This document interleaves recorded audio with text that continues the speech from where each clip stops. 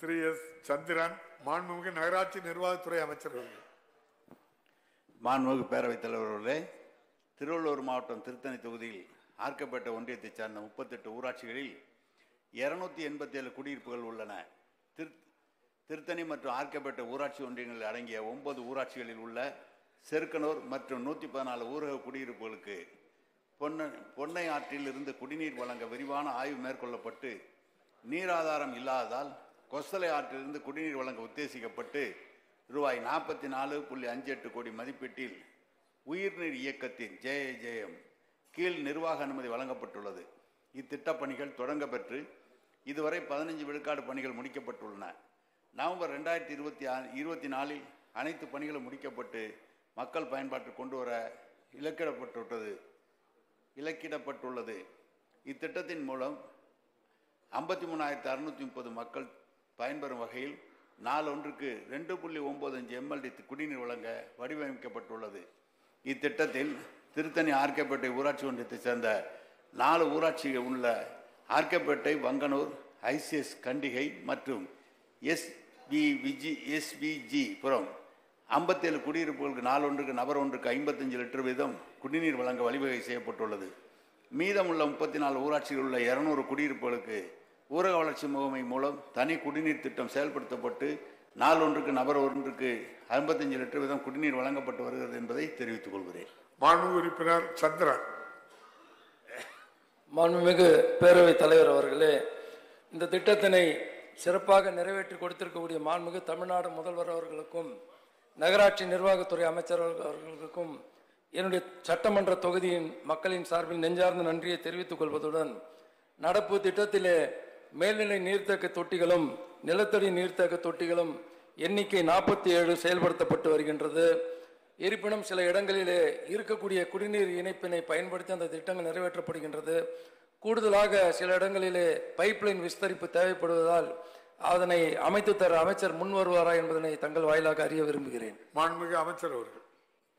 மாண்புமிகு பேரவைத் தலைவர் அவர்களே, ஒரு குடிநீர் திட்டம் விரிவான திட்ட அறிக்கை தயாரிக்கப்பட்டு எந்த இடத்தில் மேல்நிலை நீர்த்தேக்க தொட்டி கட்டப்பட வேண்டும் என்பதை முடிவு செய்திருப்பார்கள். நகரங்கள் என்ற காரணத்தால் நாள்தோறும் விரிவடைகின்ற காரணத்தால் தேவைப்படும் இடங்களிலே பின்னாளில் அந்த இடத்தில் தொட்டி கட்டப்படும் என்பது ஏற்கனவே அறிவிக்கப்பட்டிருக்கிறது. தரையிலே கட்டி சம்பாக இருந்தாலும் மேல்நிலை நீர்த்தேக்க தொட்டியாக இருந்தாலும் தேவைப்படுகின்ற போது அதை கட்டி அனைத்து மக்களுக்கும் சீரான குடிநீர் விநியோகம் செய்கிற வகையிலே தான் இந்த திட்டம் நிறைவேற்றப்படும். மாண்புமிகு உறுப்பினர் சந்திரன். மாண்புமிகு பேரவைத் தலைவர் அவர்களை மீண்டும் ஒரு முறை நன்றி தெரிவித்துக் கொள்வதுடன், இந்த திட்டத்தின் கீழ் அருகாமையிலே இருக்கக்கூடிய ஒரு சில கிராமங்கள் விடுபட்டு போயிருக்கின்றன. அம்மையார் குப்பம், ஆதிவராகபுரம், கேஜி கண்டிகை உள்ளிட்ட கிராமங்கள்.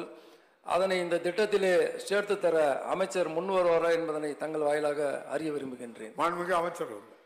மாண்புமிகு உறுப்பினர் அவர்களை எழுத்துப்பூர்வமாக எழுதி தந்தால் அதிகாரியிடம் சொல்லி ஆய்வு செய்து அதை எப்படி இணைக்க முடியும் என்பதை கண்டறிந்து இணைக்கலாம். மாண்புமிகு உறுப்பினர் ராஜேஷ்குமார்.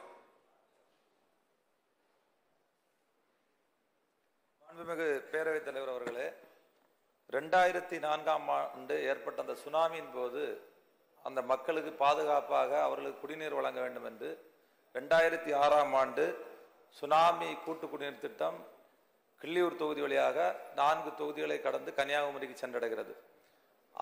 அந்த காலத்தில் போட்ட சிமெண்ட் பைப், அதாவது 3.25 மீட்டர் ரோடு வீதி இருக்குன்னா அந்த ரோடினுடைய நடுவில் அந்த சிமெண்ட் பைப்பை பதிச்சதுனால இன்றைக்கு நிறைய இடங்களில் அது உடைஞ்சி தொடர்ந்து விபத்து ஏற்பட்டு உயிரிழப்பு ஏற்பட்டு கொண்டிருக்கிறது. ரோடும் இன்னைக்கு முக்கியமாக பழுதடைச்சி போச்சு. இப்போ அவங்க நம்முடைய நெடுஞ்சாலைத்துறை பணம் ஒதுக்கியும் அந்த வேலைகள் செய்ய முடியாமல் இருக்கிறது. நீங்கள் அந்த சிமெண்ட் பைப்பை எடுத்து இன்னைக்குள்ள இருக்கக்கூடிய டெக்னாலஜிக்கு நல்ல பைப்பை போட்டால் தான் திருப்பியும் விபத்து வராமல் இருக்கும். அதை உடனடியாக போர்க்கால அடிப்படையில் நம்முடைய குடிநீர் வடிகால் துறை அதை செய்து தர வேண்டும் என்று மாண்புமிகு பேரவைத் தலைவர் வாயிலாக நான் அன்போடு. மாண்புமிகு அமைச்சர் அவர்கள். மாண்புமிகு பேரவைத் தலைவர் அவர்களே, குடிநீர் வடிகால் வாரியம் மூலமாக அமைக்கப்பட்டிருக்கின்ற பைப்புகள் ஒவ்வொரு ஆண்டும் ஒவ்வொரு மாதிரியாக முதலிலே சிமெண்ட் பைப்பு அமைக்கப்பட்டது, அப்புறம் வேறு பைப்புகள் அமைக்கப்பட்டது. ஆனால் அதெல்லாம் அவ்வளோ தூரம் சரியானதாக இல்லை. பைப் டெக்னாலஜி புதுசாக இப்போது வந்திருக்கிறது. அப்படி வருகின்ற போது இப்போது நிறைவேற்றுகின்ற திட்டங்கள் எல்லாம் இரும்பு பைப்பில் உள்ளேயும் வெளியேயும் சிமெண்ட் பூசப்பட்டு நீண்ட காலம் பயன்படுத்துகின்ற வகையிலே பைப்புகள் அமைக்கப்பட்டு வருகிறது. ஏற்கனவே அமைக்கப்பட்ட வழித்தடங்களில் பல பைப்புகள் பழுதடைந்து இருக்கிறது, தண்ணீர் சரியாக போகவில்லை என்று இந்த ஆண்டு 60 இடத்திற்கு மேலாக அந்த இடத்தை ஆய்வு செய்து புதிய பைப்புகள் போட்டு கொண்டிருக்கிறோம் மறுசீரமைப்பின் மூலம். எனவே மாண்பு உறுப்பினர் அவர்கள் சொல்வதை அறிந்து நாளை அதிகாரிகளோடு கலந்து பேசலாம். அதற்கென்று நிதி ஒதுக்கீடு என்பது சட்டமன்றம் இப்போது கூடி வருகின்ற சட்டமன்றத்திலே நிதிநிலை அறிக்கை தாக்கல் செய்த பிறகு நம்முடைய மாண்பு உறுப்பினர் அவர்கள் சொல்வதை கருத்தில் கொண்டு மிக அவசரம் என்றால் முதலிலே முன்னுரிமை தந்து அதை எடுக்கலாம். மாண்பு உறுப்பினர் துரை சந்திரசேகர் அவர்களே, நம்முடைய கொள்ளிடம் ஆற்றில் கிட்டத்தட்ட 35க்கு மேற்பட்ட இடங்களில் ஆழ்துளை கிணறுகள் அமைக்கப்பட்டு நிலத்தடி நீரை எடுக்கின்றோம். ஆனால் நிலத்தடி நீர் மட்டம் குறைந்து கொண்டே செல்கின்றது. எனவே கொள்ளிடம் ஆற்றில் பல இடங்களில் ஆய்வு செய்யப்பட்டு தடுப்பணைகள் அமைத்தால்தான் நீர் மட்டம் உயரும். அதன் மூலமாக விவசாயிகளும் பாதிக்காமல் இந்த கூட்டு குடிநீர் திட்டமும் நீர் சேர்வு பெறுவதற்கு தடுப்பணைகள் அமைக்கப்படுமா? அப்படி ஒரு திட்டம் அரசிடம் இருக்கிறதா?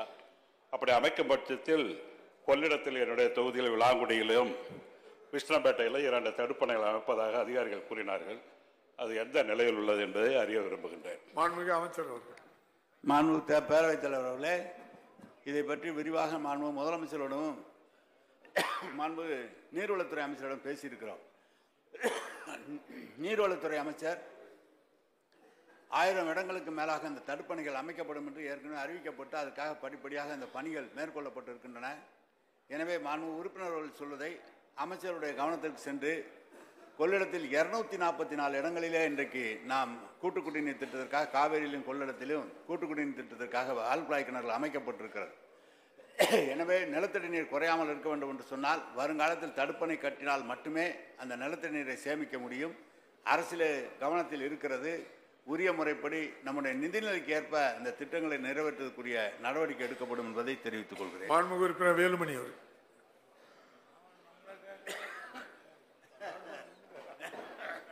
மாண்புமிகு பேரவைத் தலைவர் அவர்களே, கோவை மாநகர மக்களின் குடிநீர் தேவையை பூர்த்தி செய்ய உதவியாக இருக்கும் சிறுவாணி அணையில் இருந்து மாநகர மக்களுக்கு வழங்கும் 73 MLD குடிநீருக்கு பதிலாக 38 MLD மட்டுமே வழங்கப்படுகிறது. இதனால் பொதுமக்களுக்கு 25 நாட்கள் ஒரு முறைதான் குடிநீர் விநியோகம் செய்யப்படுகிறது. இது குறித்து விசாரித்ததில் கேரள அரசு சிறுவாணி அணையில் வழங்கும் குடிநீரை சுமார் 35 MLD குறைவாக வழங்குவதாக தெரிவித்துள்ளனர். இது குறித்து கேரள மாநில அரசுடன் கலந்து பேசி சிறுவாணி அணையிலிருந்து உரிய அளவினை பெறவும் நமது உரிமையை நிலையாட்டும் இந்த அரசு முன்வருமா என்பதை கேட்டுக்கொண்டு, அதே போல கோவை நகரில் போக்குவரத்து நெரிசலை கட்டுப்படுத்த வேண்டி கோவை மாநகராட்சி வெள்ளலூரில் 61.62 ஏக்கரில் ரூபாய் 168 கோடி மதிப்பீட்டில் மாண்புமிகு அம்மா அரசு மாண்புமிகு முதலமைச்சராக அண்ணன் எடப்பாடியார் இருக்கும்போது நிதி ஒதுக்கி புதிதாக கட்டப்பட்ட பேருந்து நிலையம் 50% கட்டுமான பணிகள் நிறைவேற்ற நிலையில் இதற்கு முன்னால் நகராட்சி அமைச்சர் அதோட ஒட்டி வர்றதா? 2 கேள்வி கேட்க ஒரு துணை கேள்விதான் கேட்கணும். எப்பாவது ஒரு வாய்ப்பு அது ஒட்டி வர்றதா? இதற்கு முன்பாக இதையே கேள்வி எழுப்பும் பொழுது உடனடியாக முடித்து தரப்படும் என்று அமைச்சர் குறிப்பிட்டார்கள். கோவை மக்களின் நலன் கருதி மீண்டும் கட்டுமான பணிகளை துவக்கி பணிகளை முடித்து தர இந்த அரசு முன் வருமா என்று பொதுமக்கள் எல்லாம் அங்கே குழு அமைத்து போராடி கொண்டிருக்கிறார்கள். உடனடியாக இந்த அரசு முடித்து தர வேண்டும் என்பதை உங்கள் வாயிலாக கேட்டுக்கொள்கிறேன். மாண்புமிகு அமைச்சர் அவர்கள். மாண்பு பேரவைத் தலைவர் அவர்களே, சிறுவாணி தண்ணீர் குறைவாக கேரள அரசு தருகிறது என்பதை நான் ஏற்கனவே நேற்று கூட்டத்திலே கூட நான் சொல்லியிருக்கிறேன். 38 MLD தான் தருகிறார்கள். 83 MLD அவர்கள் தர வேண்டும். ஆளிலிருந்து அவர்களுக்கு விவசாயத்திற்கு தரக்கூடிய நீரை குறைவாக மழை இல்லாத காரணத்தால் குறைவாக தருகிற காரணத்தால் நாங்கள் சிறுவாணியிலிருந்து உங்களுக்கு தரவில்லை என்று சொன்னார்கள். கடந்த முறை சொன்னபோது கூட உடனடியாக மார்க்சிஸ்ட் கம்யூனிஸ்ட் கட்சியினுடைய தமிழ் மாநில தலைவரிடம் சொல்லி நேரடியாக முதலமைச்சரோடு பேசி உடனடியாக தண்ணீர் திறந்து விடப்பட்டது. நேற்று கூட பாராளுமன்ற உறுப்பினர் நடராஜன் அவர்களிடம் இது போல இருக்கிறதே அப்படின்னு சொன்னோன்னு நான் பேசுகிறேன் என்று சொல்லியிருக்கிறார்கள். எனவே சிறுவாணி தண்ணீரை பெறுவதற்குரிய முயற்சி தொடர்ந்து அரசு எடுத்துக்கொண்டிருக்கிறது. ஒன்று. இரண்டாவது, நேற்று 168 MLD தண்ணீர் பில்லூர் 3வது திட்டத்தின் கீழ் துவங்கி வைக்கப்பட்டிருக்கிறது. மின்சாரம் கொஞ்சம் குறைவாக அந்த பகுதியில் வருகிற காரணத்தால் அந்த 2 மோட்டார்கள் மட்டும் ஓடப்பட்டிருந்தது. இப்போது 6 மோட்டாரும் ஓடப்பட்டு மின்சாரம் சரி செய்யப்பட்டு புதிதாக ஒரு நாள் ஒன்றுக்கு 300 எம்எல்டிக்கு மேலாக கோவை நகருக்கு வருகிற அந்த திட்டம் துவக்கப்பட்டு விட்டது.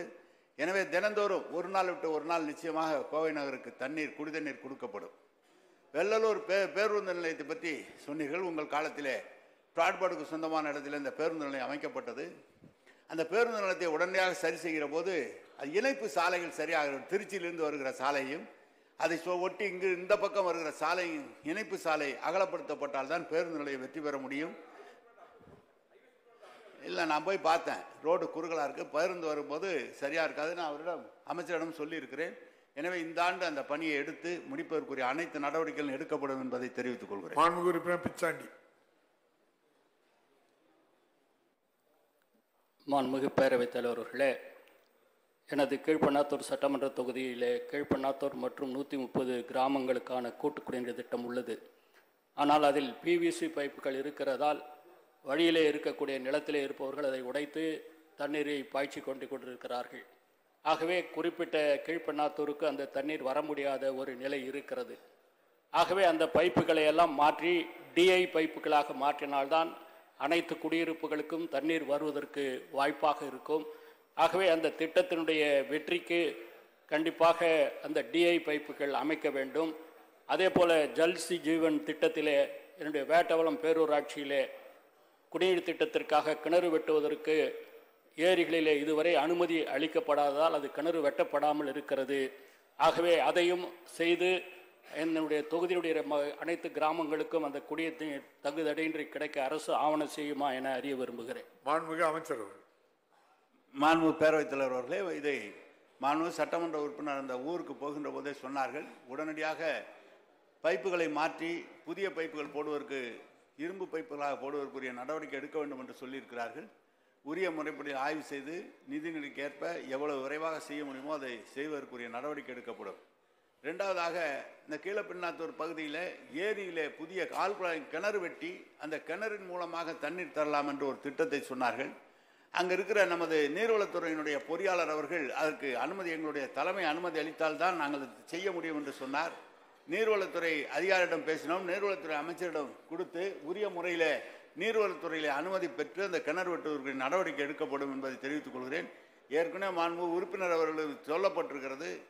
உறுப்பினர் அவர்கள் நீர்வளத்துறை அமைச்சரை பார்த்து அதற்காக அனுமதியை பெற்றால் விரைவாக வேலை செய்து முடிக்கப்படும். பைப்புகளை மாற்றுவதற்குரிய நடவடிக்கை எடுக்கப்படும். மாண்புமிகு உறுப்பினர் சதாசிவம். மாண்புமிகு பேரவைத் தலைவர்களே, மேட்டூர் தொகுதியில் கோனூர் ஊராட்சி பெரிய ஊராட்சி. அந்த கோனூர் ஊராட்சியில் தான் காவேரி நீர் ஓடுகிறது. அது 22,000 வாக்காளரை கொண்டது. பள்ளிப்பட்டிக்கும் கோனூர் கிராமத்துக்கும் தனி கூட்டு குடிநீர் திட்டத்தை மாண்புமிகு நீர்வளத்துறை அமைச்சரும் நம்முடைய பொறுப்பு அமைச்சர் அண்ணன் கே நேரு அவர்களும் நிறைவேற்றி கொடுப்பாரா என்று தாங்கள் வாயிலாக அன்போடு கேட்டுக்கொள்கின்றோம். மாண்புமிகு அமைச்சர். மாண்புமிகு அமைச்சர் அவர்கள். மாண்புமிகு பேரவைத் தலைவர் அவர்களே, நம்முடைய கழக ஆட்சி தொடங்கப்பட்டு இந்த 2.5 ஆண்டு காலத்தில் தமிழ்நாடு குடிநீர் வடிகால் வாரியம் நிறைவேற்றப்பட்டிருக்கின்ற திட்டங்கள் 3 ஆண்டுகளில் 58 புதிய திட்டங்கள் நிறைவேற்றப்பட்டிருக்கிறது.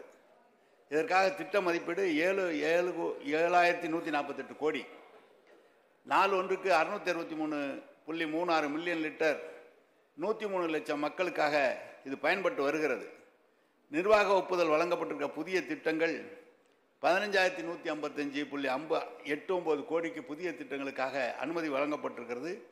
அதில் பயன்பெறுகிற மக்களுடைய தொகை 75.45 லட்சம் மக்கள்.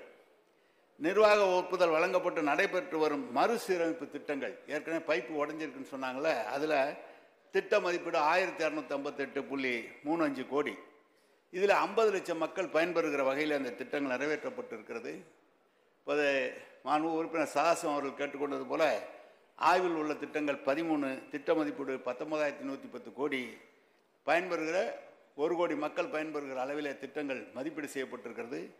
எனவே இந்த ஆட்சி ஏற்பட்டு 3 ஆண்டு காலத்தில் ஏற்கனவே வழங்கப்பட்ட 4,35 லட்சம் மக்களுக்கு பயன்பட்டு வந்த கூட்டு குடிநீர் இப்போது மேலும் 3 கோடி மக்களுக்கு வழங்குகிற திட்டங்கள் நிறைவேற்றப்பட்டிருக்கிறது.